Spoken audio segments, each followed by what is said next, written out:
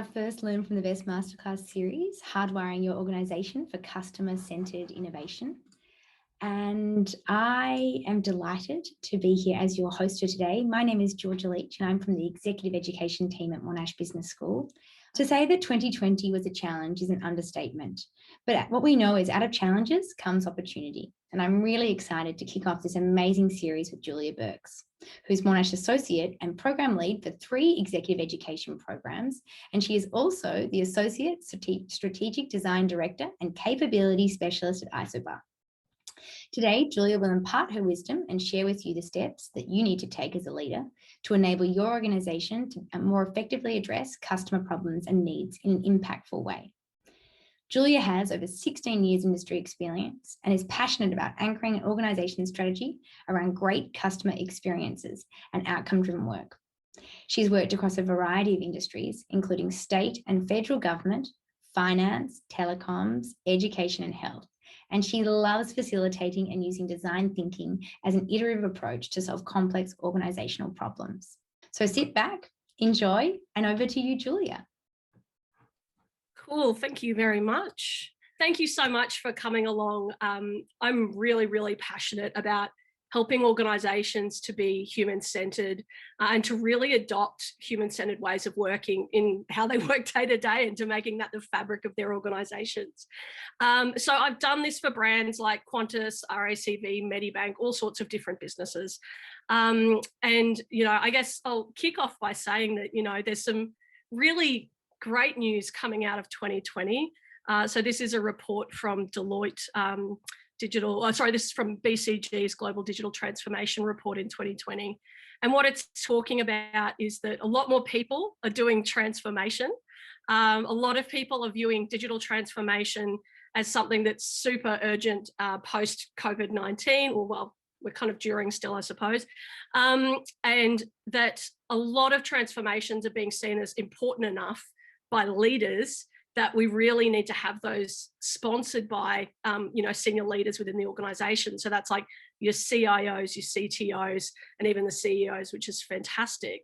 And people are seeing the potential or the need for increased investment. So people are willing to throw more money at that digital transformation.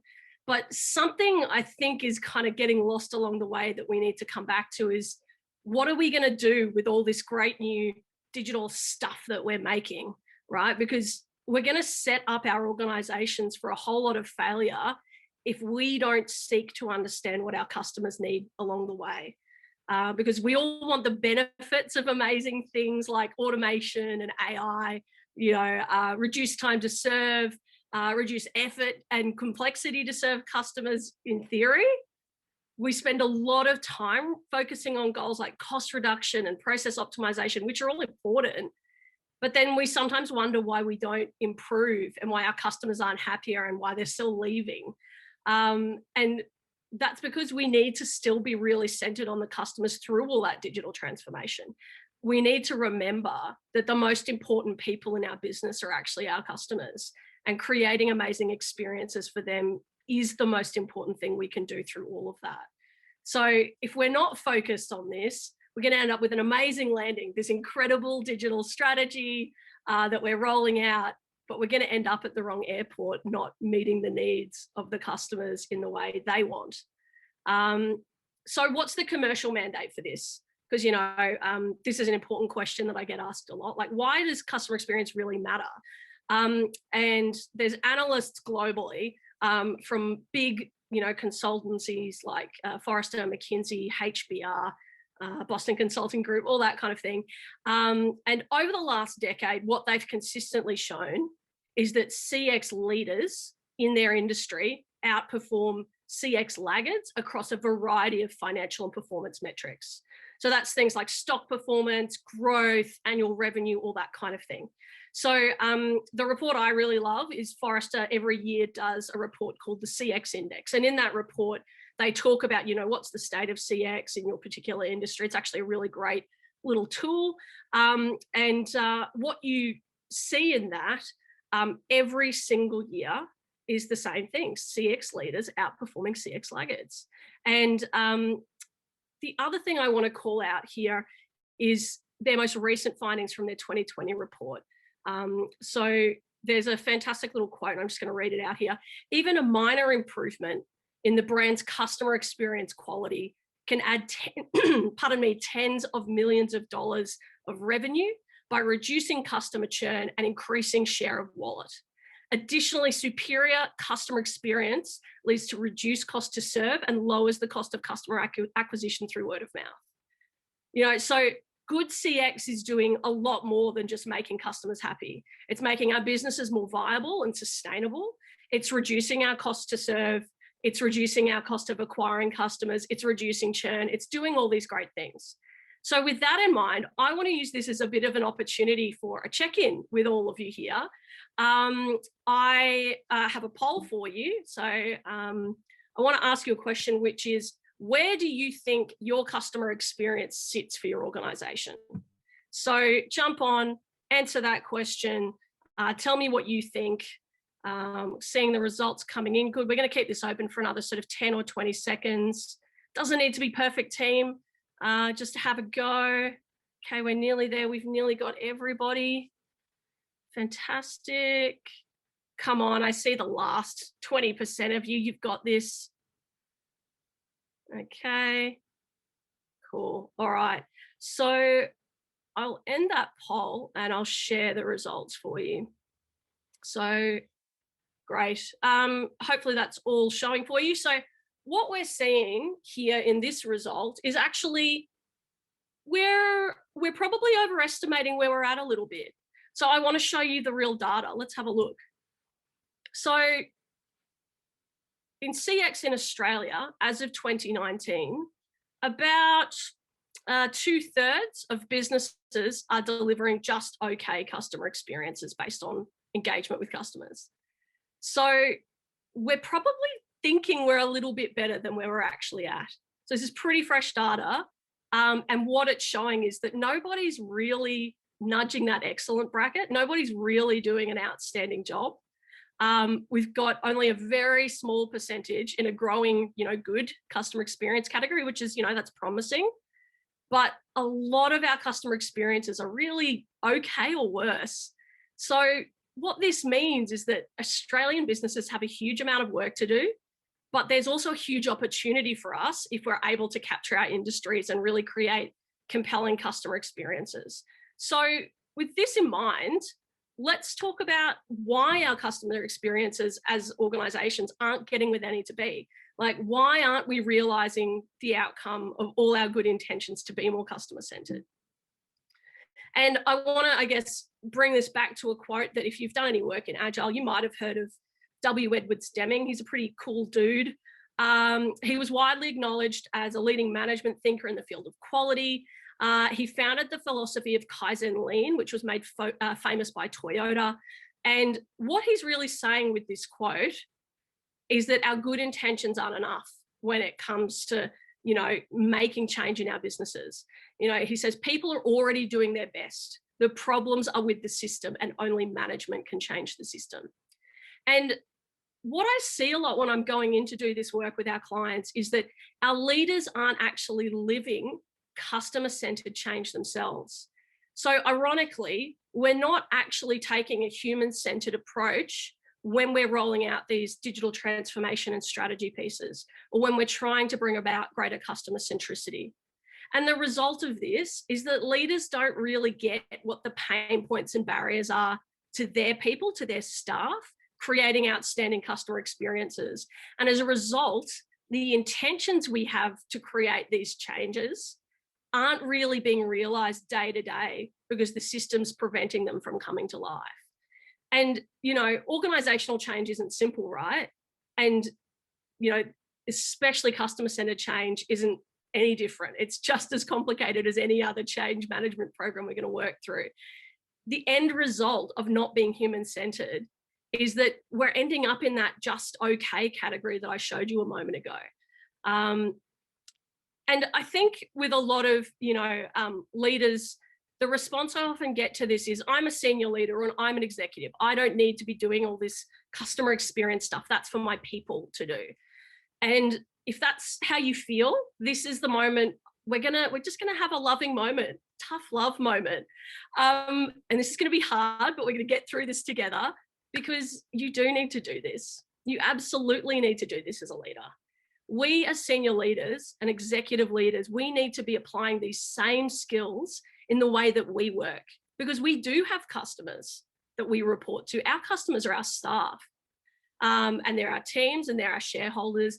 And we are going to have a really hard time getting our people to put these new customer-centered ways of working into practice if we aren't addressing the barriers that our organisation is putting up for them. So it's actually leaders who need to be leading customer-centered change from the top. They need to be showing their teams how it's done. But there are benefits to stepping up to the plate and leading by example, because not only does it normalise customer-centered behaviour in the business, but it also sends this kind of thing that every single person is responsible. No one should be trying to escape from engaging with the people they're designing for and that they're working for. So with all that in mind and an understanding of that, what do we actually need to change? So that's what I want to spend the rest of this conversation taking you through. I want to really talk about, what is it that we need to do to actually bring this change to life? Now, some of you might already be touching on some of these, which is fantastic. Like, give yourself like a little high five. You might notice you've started it, but maybe there's opportunity for growth, and that's fantastic. Or you might notice there's some of these that you're not really addressing as leaders. And so let's work through these and talk about this. And the first mindset that's really important to understand here is that change is absolutely a journey. And it's so funny because this week I was literally talking to a colleague of mine, and he mentioned he was coming along to this presentation. He's like, oh, I still have that continuum that you shared with me like 5 years ago. And I'm like, I'm still using it because it's a really great concept. And it's a really simple concept to understand, help us understand why change is so hard in our organizations, because change is a journey, right? There's no like change express between now and giant profits. We actually have to undertake these sort of painful and challenging and at times really difficult and frustrating steps to make change happen. I think the easiest analogy for this is like the last time you learned a new skill, whether it was like cooking or it was a sport or it was a new language. You didn't just go, cool, I'm going to learn Japanese and then wake up the next day and it was, easy, right? Like, you took a few steps forward, maybe you did a lesson, maybe you downloaded an app, and then life got busy and you got distracted and you took a few steps back on that change continuum. And then you're like, okay, I'm going on that trip to Japan next year. I've got that goal to work towards. I really want to get these skills right. And so then you started going, cool, I'm just going to commit to doing like half an hour's practice a week. And you built habits around that change. And to kind of take that analogy into the kind of, enterprise and business context, that's exactly what we want to be doing. We want to figure out what are the habits that we need to create as leaders for our organization in how they behave day to day to bring that change to life. So that's what we're really seeking to do. We're seeking to shift the mindsets, the habits, the behaviors, and then the systems that enable all of that to happen. So let's get into the guts of it. This particular kind of insight is, again, from that wonderful Forrester research piece, which I just love. And it's another fantastic quote, so I'm going to read it to you. How an experience makes a customer feel has a bigger influence on their loyalty to the brand than effectiveness or even ease in every industry. Elite brands build loyalty by making customers feel confident, happy, and valued. And CX laggards foster resentment by making customers feel annoyed, disappointed, and frustrated. And that quote's from Ricardo Pasto, who's a senior analyst at Forrester. And why this matters is that I still hear things when I'm talking about customer journeys and customer engagement and how customers feel. I actually still get the words, oh, that's just the fluffy stuff. And we need to stop using that word and stop minimizing customers' feelings, because what the data is showing us is that those feelings and addressing those customers' feelings and shaping how they feel through the way they engage with our service are the things directly impacting our profitability.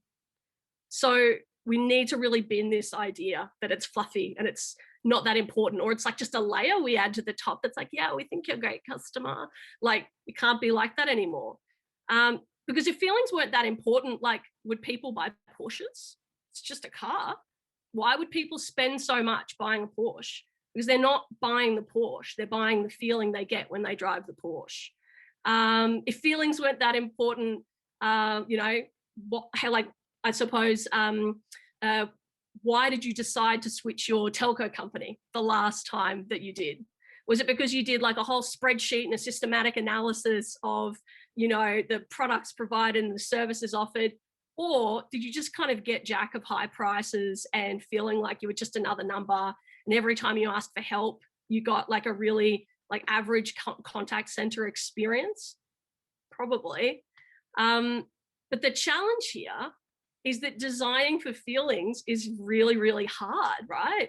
Like, I think a lot of people are really uncomfortable with it because we don't know how to do it and we don't know how complicated it really is. And part of the reason for that is that we're all riddled with bias. We mean well, but we have a lot of bias. So some fun facts for you. Did you know that there are over 190 different kinds of cognitive bias? There's even a bias for people who think they don't have bias. It's called the blind spot bias. And these biases, I think people think biases are always bad. Biases actually exist for a really good reason. They basically help our brain to make sense of all the enormous amounts of data that we're absorbing at any one time. They basically stop our, brain computer from burning out. Biases are like the fan that goes, just chill, brain, that thing with 4 legs and a seat, that's a chair. Biases are great. But the problem with biases when we're designing for customers is when we don't actively mitigate the biases that get in the way of creating great experiences, right? And this bias doesn't just play out when our staff design for our customers. Okay, it also plays out when we as leaders are designing our organization for our staff. And it's making it really hard in turn for our staff to do the jobs they need to do to create great customer experiences. So the system, as Deming said, is the thing that's limiting the ability for that change to happen. So to mitigate our biases, what do we do, right? Like, how do we practically go about that? Well, we need to get closer to the people we're designing for more regularly. So if our people are designing for customers, they need to get close to the customers regularly. But the same goes for us as leaders. If we're trying to understand how to enable change to happen in our business or how to roll out a new system or a new process, we need to go to the people that are engaging with those systems and processes and understand what's not working and understand how they're feeling, what their frustrations are too. So we have to design with the people we're designing for, not just for them at a distance. So I want to give you another poll here because, I'm digging on the polls today, apparently. When was the last time you personally undertook qualitative customer research with the people you were designing for? So, this might have been going and having a chat with a selection of your staff. This might be, getting, running some kind of discussion group or doing like a lean coffee session. Okay, awesome. I'm just going to give you another 10 seconds to respond to that poll. We got lots of different answers. Cool. Okay. Awesome. So I'm going to end that poll there and we'll share the results. So this is positive, right? Like about half the people in here are engaging with customers sort of somewhat frequently, and about half of us are probably leaving it too long between engagement with our people. So, I guess that's something that we then need to be addressing as leaders, is how do we really go about understanding what's needed to improve what we're doing when designing for our people. So, I see this a lot, right? Like I went in recently to do a project with a client, and what they were seeing was a really, really high churn rate with their customers. They were spending all their, media budget on customer acquisition. They were really, really struggling. And they were like, we've got all these value offerings that differentiate us from all the other providers in our industry. They get all these benefits that they can't get elsewhere. Why can't we keep customers? And so we're like, all right, let's go do some research with people. And so we conducted first research with their staff. We wanted to understand how their staff who are engaging with their customers day to day found delivering all these value add offerings that they're providing. And their staff were just overwhelmed. Their staff had KPIs that incentivized poor quality service. Their staff were struggling to keep up with every single new product that was constantly being asked of them to sell. There was no centralization of products and services and how they were communicated to frontline staff. And so frontline staff every other week were like, okay, so this week you've got a KPI to sell X number of these products. And then the next week it was something else. And so the staff barely have time to get across all these new programs that the business is selling. And so when they're talking to customers, customers are just getting this really sales pitchy kind of experience that's not actually meeting their needs. So the business is like, well, why can't we achieve these great customer-centered outcomes? And when we engaged with their staff, when we engaged with customers, the story was the same, which is there's too much going on. I'm not getting the help I need because my engagement with the business is really rushed or vague. And so we had to totally reimagine the way their services were delivered and how we'd enable staff to be able to live that. So we need to sort of switch from this solutions first approach we often take in things like digital transformation. We're like, cool, we need to understand this data point. So we're just going to get this system and roll it out without engaging with the people who are actually gathering that data and dealing with our customers on the front line. And we need to really be customer-centered or human-centered rather in the way that we're designing solutions for our people to help make it easier for them. In best practice world, the most customer-centered organizations globally are engaging with their people and their customers weekly or fortnightly, like constant engagement. And they're also running thousands and thousands and thousands of experiments constantly in their digital touch points and in other touch points to optimize the details of that stuff.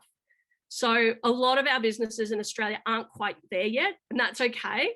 We're sort of on a learning journey, right? We're on a change journey, but this is where we want to be heading, is that we're constantly building in engagement with the people we're designing for into our ways of working day to day. So the other part of this is that it's our job to make things simple for our customers and our people. We have the responsibility as a business to do that hard work and fix the systems and processes so they're better and that people are having great experiences as a result. And I think the key shift here needs to be thinking about optimizing the experience rather than moments in the experience. So I'm just going to do a sip.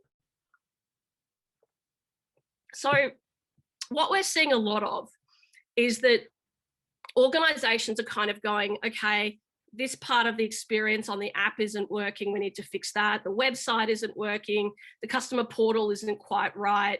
The contact center isn't quite right. Let's get, all of these different people to run initiatives to fix those parts of the experience. And that's okay. Like that does have some benefit, but it's not really addressing the holistic journey. And so there's nothing, if you're kind of delivering your product or your service in the same way you've already delivered it, like what's really that radical about it? What's really making you stand out from your competitors? You're kind of fixing moments, but you're actually pausing to go, hey, is the way we think about this service and delivering this service actually still relevant and meaningful to customers? Because these days, like making it simple isn't actually just good enough or good for profit and good for improving the financials. It's actually about the survival of your business. And if you don't believe me, I think just ask the taxi industry how they're feeling, because rideshare companies are essentially delivering the same product as taxis. Uber, I think, launched in Australia in like 2012, 2013. They were still just driving people from A to B. It's roughly the same experience. But the journey people had along the way was radically different. They totally reimagined it. Like they basically said, like, and if you're old enough to remember when taxis were the predominant form of transport, which hopefully most of you are, you'll remember the pain of taking a taxi to a client meeting or a business meeting where it'd be like, oh my God, I've got to get on 1-3 cabs, or make someone else get on the 1-3 cabs hotline and listen to that absolutely inane call center music. Or you then had to wait around and be like, is it going to show up here? Is it going to show up around the corner? I don't know. Is it, you're going to get to your end destination? This is my absolute pain point with taxis. You get to the destination on a work trip, you need a receipt, and the taxi driver's receipt prints out before the customer's receipt. That is just like the best example of terrible customer experience. And all Uber did was go, cool, how do we make that whole thing better? How do we create trust between the driver and the passenger? How do we remove those end of trip pains? How do we reimagine and simplify the booking experience?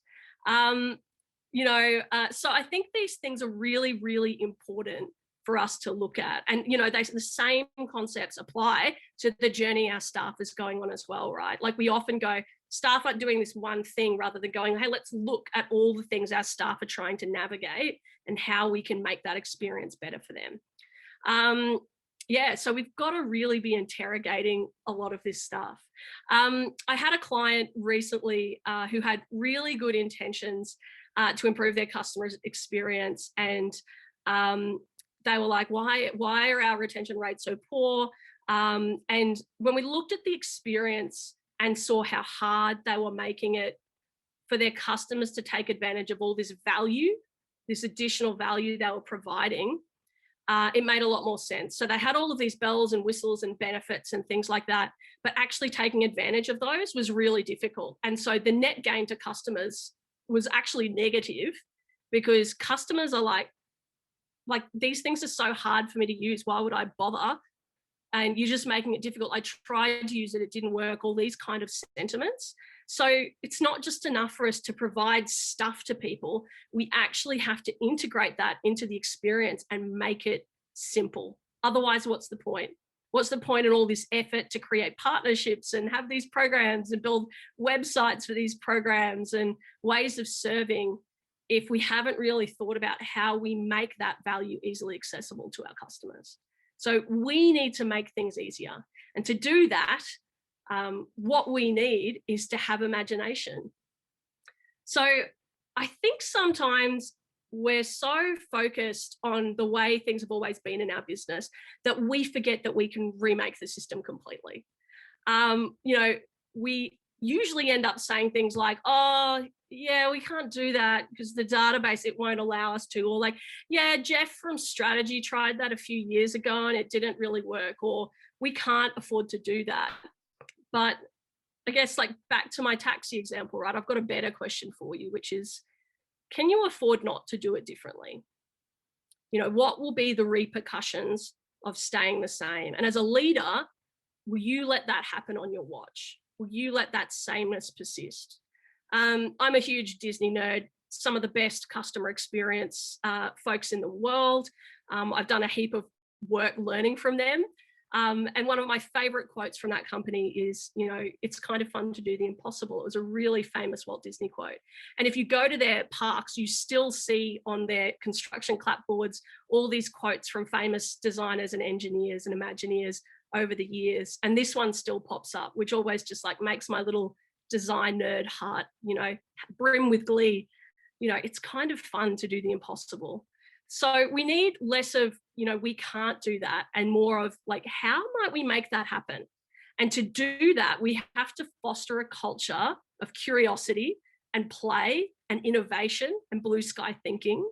And we have to lean into those ideas that sound like they might be too hard to bring to life and figure out, how might we, the first solution might not be the way we can do it, but maybe there's a different path we can take.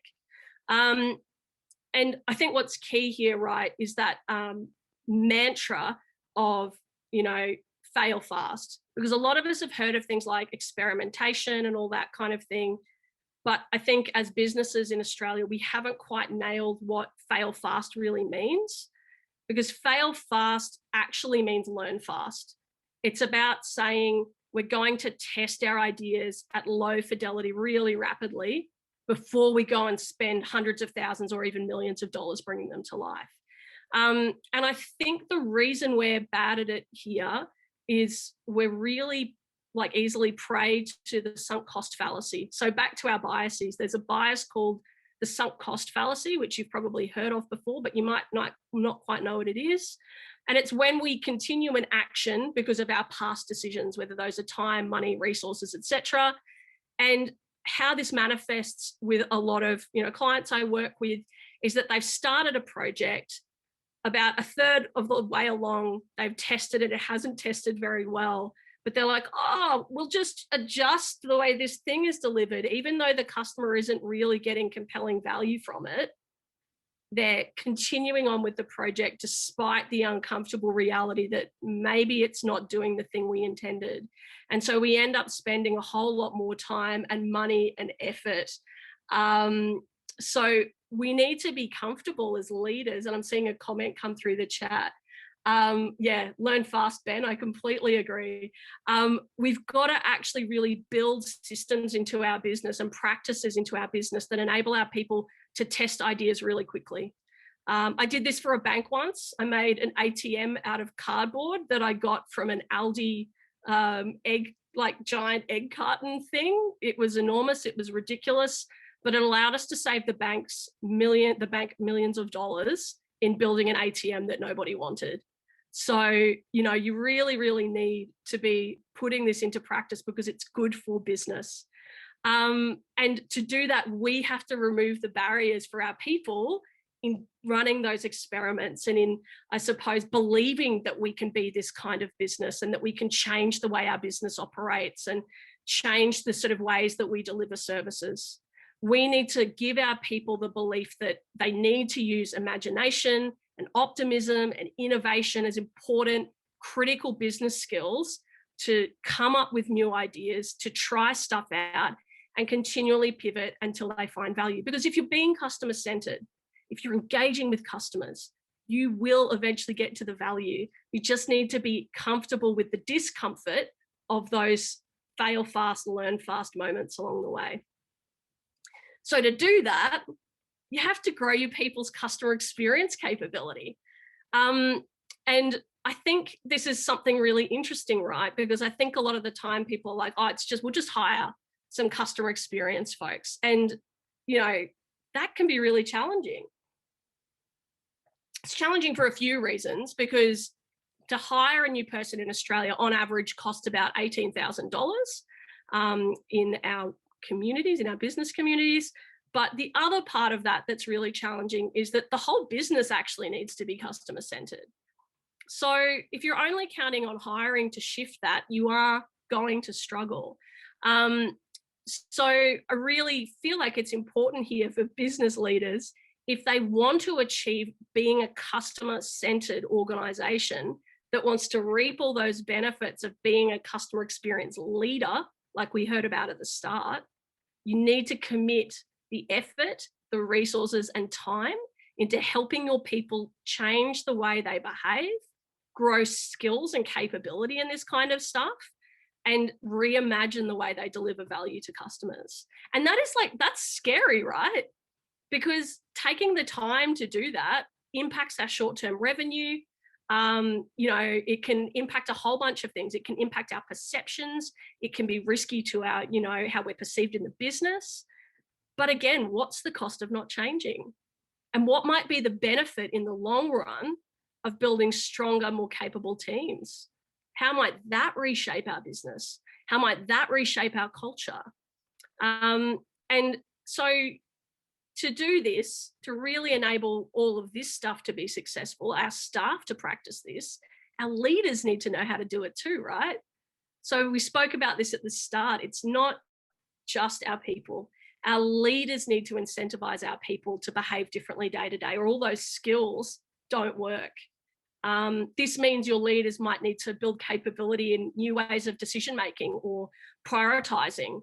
They might need to build skills they do need to build skills in engaging with the customer. And this might be uncomfortable because that's a big shift in how we're used to working and in how we've worked for like the last 100 years, basically. leadership means different things in a customer-centered organization.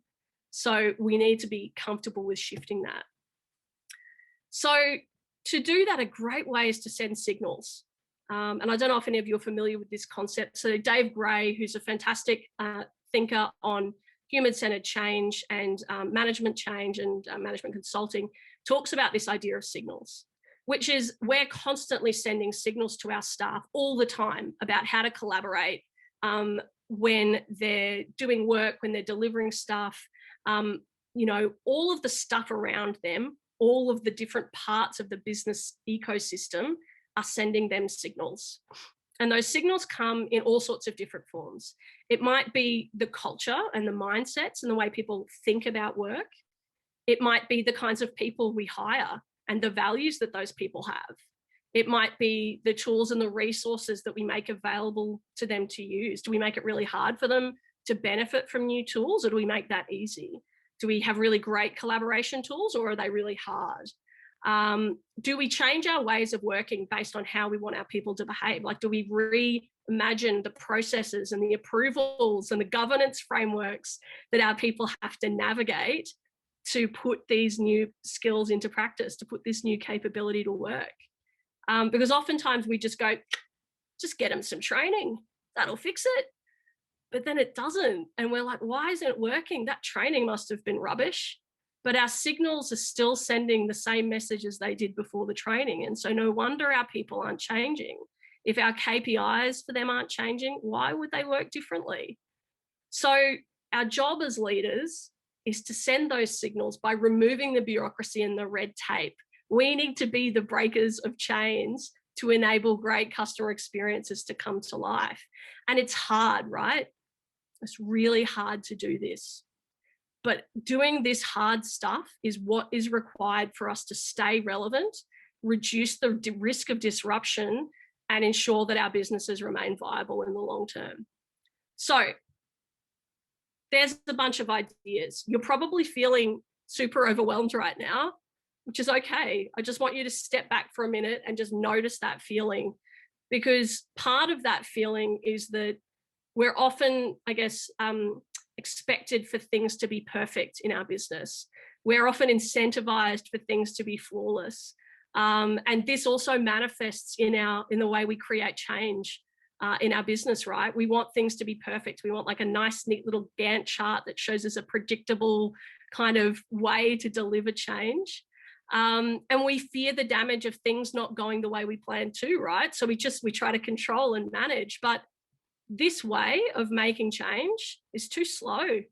You know, if we try to control everything and assume that we can predict all the outcomes, we're setting ourselves up for failure as leaders. So we need to be okay with practicing the same incremental and iterative ways of working that we're asking our teams to practice in delivering value to customers. We need to do this so that we can deliver value to our business, our customers, our staff as early as possible. So we need to basically be making change management programs that we can deploy some stuff, we can get feedback from our people on how it went, we can iterate as we learn more. We're basically putting that same fail fast, learn fast into practice at an organizational change level to be customer-centered. So it's about that change journey, that continuum that we spoke about a little while ago, right? But you need to start the journey, and not like next week or next month, like start today. Find a way to start having those conversations today. And to get to where we need to be, what we really want to be seeking is less talking about more change and more doing and making, less planning every single detail, and more experimentation and learning. And most of all, we need to keep this sort of badge of honor close to us. We need progress over perfection. So if at this point you're asking, you know, what can I do? I might just be one person in my organization. I'm not the CEO, but we need to have courage as leaders. We need to be prepared to, I guess, ask difficult questions and, you know, challenge our peers to do the difficult stuff that's needed to enable change to come to life. We need to learn these same skills ourselves. We are the change we seek. So don't wait for the system to change for you. Start making changes in the system. Even if you only have a team, start making the change within that team. So we're going to jump to Q&A, but before we do that, I just want to talk to you about some change programs that I'm partnering with Monash to deliver. If you are feeling overwhelmed by some of the concepts I've just shared with you, there are ways for you to learn these skills, and we've kind of broken them into 3 different buckets to help make them digestible depending on where you're at. So if you're a leader and you need to build human-centered design capability, future-proofing your business is a really awesome way to actually understand how that process works. And we'll be looking at human-centered design in that program through both, I guess, a staff lens and a customer lens. Digital strategy and transformation is about how do we actually bring together a great future experience across all those silos. So how do we look at the journey holistically and understand what we need to sort of fundamentally change? And so all of that is going to be focused on the sort of practical frameworks and skills that you need to build a roadmap for your digital strategy initiative and how you can go about rolling that out. And the third program is that sort of 20,000 foot view. So for senior leaders who really need to look at fundamentally shifting the way their organization, works to actually foster innovation, culture, and customer-centered behaviors, this program is all about what are the conditions, what are those signals. It goes into the detail of all of that you need to work on to enable that change to flourish. So Monash Business School have done an amazing solid on this, and they're letting you get 20% off any of these programs using that code LFTB20. And you can just use that QR code. We're all QR code pros now. So without any further ado, I'm going to jump into questions. So George, I see we've got a couple of little questions coming through. We do, Jules. And first of all, I just like to thank you for such a sort of inspirational, thought-provoking session. I think I loved especially that progress over perfection. I think a lot of us can probably relate to that. So the first question we had was, what's the first step to take if we want to deliver value and a great customer experience? So I think the first thing is to really understand, where is the experience at? So that's sort of, as I mentioned, it's about understanding what's the customer's experience and what's the staff's experience. Because if we want to be customer-centered in how we bring this change about, we need to start with those inputs to really create a clear path forward. So that means conducting deep qualitative research. It doesn't need to go on forever, right? This can be 2 or 3 days of research to begin with. You can do, more or less over time as you learn more. That's the sort of stuff you want to do, because from then you're going to get the insights you need to go, we didn't realize this part of the journey was so bad, or man, what if we just reimagine this? Because it turns out we're pretty much the same as all other businesses in our industries. Do we actually need to reimagine it? So hopefully that answers your question, Michelle. And I see we've got another question on the chat from Maria. Hey, Maria. So customer-centered innovation is deeply dependent on human-centered design. The biggest obstacle in getting to this has been exec sponsorship. How do we fix those? I feel your vibes. I feel it, Maria, and it is challenging, right? So the first part of it is I used when I was a young designer, I used to be a bit of a design purist, right? I used to be yeah, it's all about doing customer-centered design because it's the right thing to do. But, that's not how you win an argument in business, I learned. And I think that's exactly the approach that we don't need to take when having this conversation with executives, right? We need to actually speak their language, and what they care about is risk reduction and cost and financial viability. And we almost need to think let's be customer-centered to them. What matters to them as leaders, and how can I navigate those conversations with that mindset? So, the risk one is a big one for me, which is the longer we wait to validate our ideas with customers, the greater our business risk. the longer we're waiting to know if we're on the right track, the longer we're waiting to know if all of those people that we're using to build, or that we've hired or we're employing to build these new systems or tools or experiences, the longer we wait, the longer we waste that time if we're wrong. So there's a really clear cost mandate there to the business, and a benefit to actually validating it, because we can save the business a lot of money. So Maria, hopefully I answered that question. Feel free to jump in. I'm seeing a couple more in the Q&A box. So yes. Paul Blake, Paul wants to know, is there a quick and easy way to evaluate where we are as an organisation on the continuum? Yeah, that's a great question, Paul. I think part of this is about understanding the behaviours within your organisation. So if you want to know where you're at on the continuum, the best thing to do, and look, I don't want people to treat that continuum like it's a measure of good and bad. I want you to use that as a tool to almost understand the sort of journey that you need to work on over time, over a multi-year period, honestly. And to do that, what you want to be thinking about is, what are the behaviours that we're engendering in our day-to-day work? So I asked you in this presentation, when was the last time you engaged with customers? These are all super simple experiences, super simple things you can do with your teams. I mentioned Dave Bray, who talks about signals, and he often said that he goes to teams and he asks those teams, if you ask a team, what are you doing today? They tend to tell you like, oh yeah, I've got all these meetings and I'm doing all this great collaboration. But actually, if we ask our people what they did yesterday and what they did in the last sprint, that's way more informative, because we then know what it is that, I guess, what those behaviors are that they're living every day that we might need to tweak and be like, oh, you didn't engage with customers in the last sprint. Is that a common thing? Why is that? Tell me more about that. What do we need to do to unblock that for you? So Paul, hopefully that answers your question. The continuum is more like, I guess, the mental model for how we think about the change. In terms of going, where are we at? Look at the behaviors that people are living day to day and start to measure that. Count how many times you're talking to customers. And Julia, just to jump in there, when you say sprint, you're talking to the agile terminology there. Is that correct? Yeah, correct. And so, sorry, that's naughty customer experience language by me. I shouldn't be using jargon. So yeah, a sprint just means, a period of time in which we work in cycles. So sprint could be 1 week, 2 weeks, 4 weeks typically. But what we really care about is, how often, we talked about best practices like weekly, fortnightly, or monthly for engaging with customers.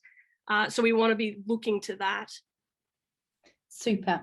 We have another question from Lisa. She said, what's your number one tip for removing barriers and red tape for your staff to innovate? Great question, Lisa. Yeah, and look, that one is super hard, Lisa. So I love that you've asked that.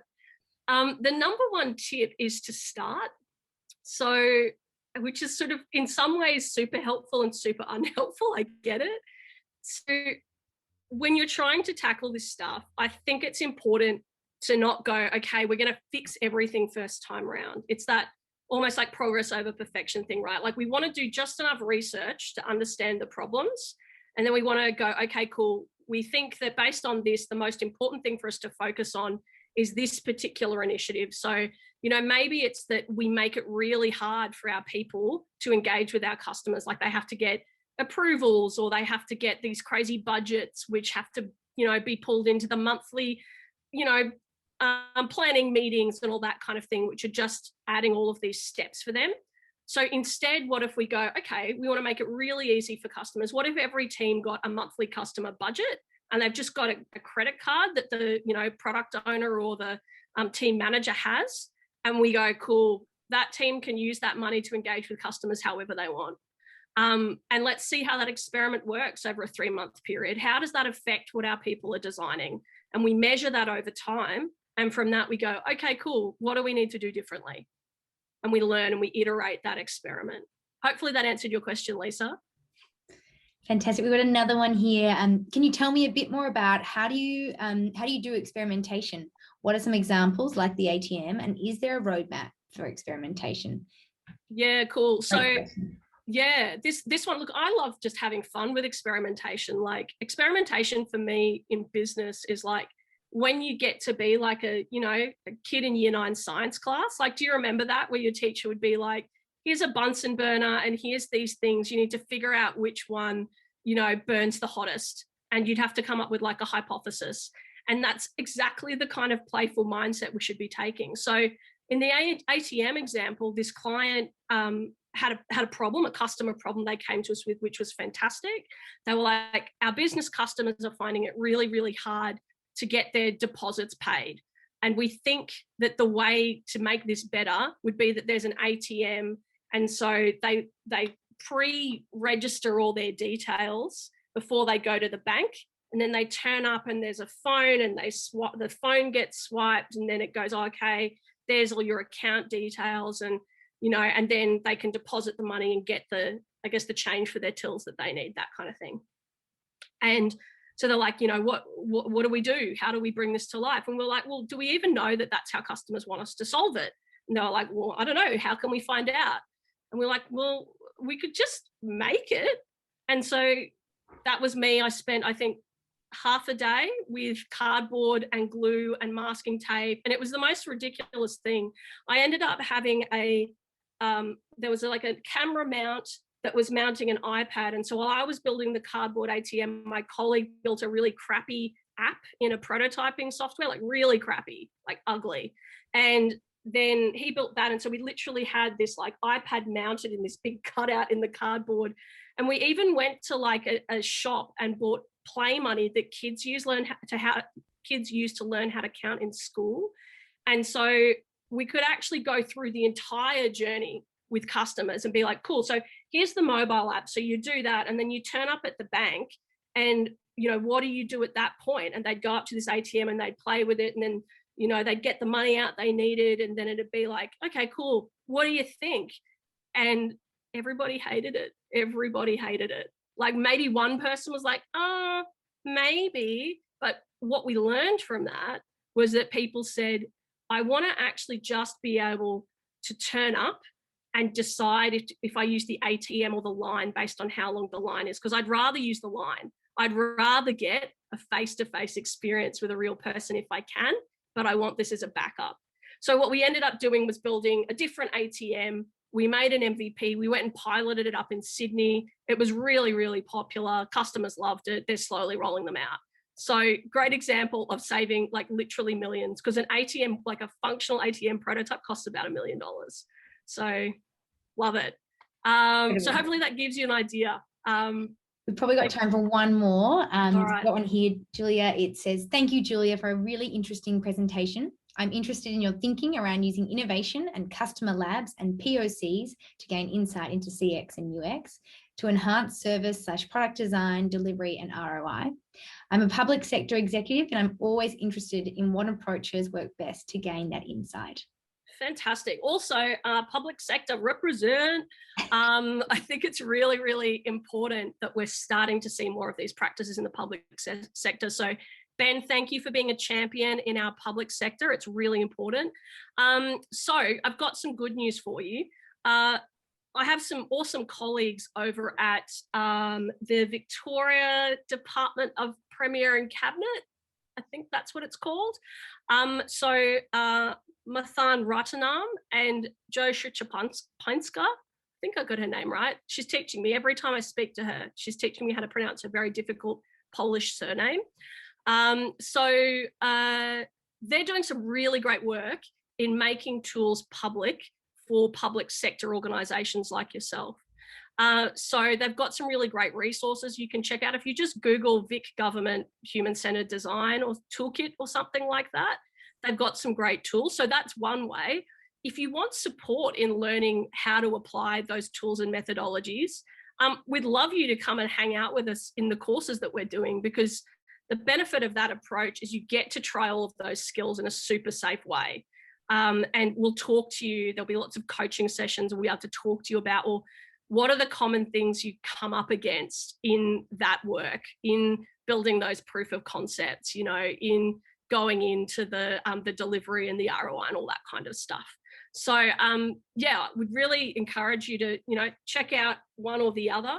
If you have questions about that stuff, George, I'm sure peeps will be able to get in touch with you and the team to answer any of those? Yeah, that's right. So I guess there's a website, follow the QR code on this next slide.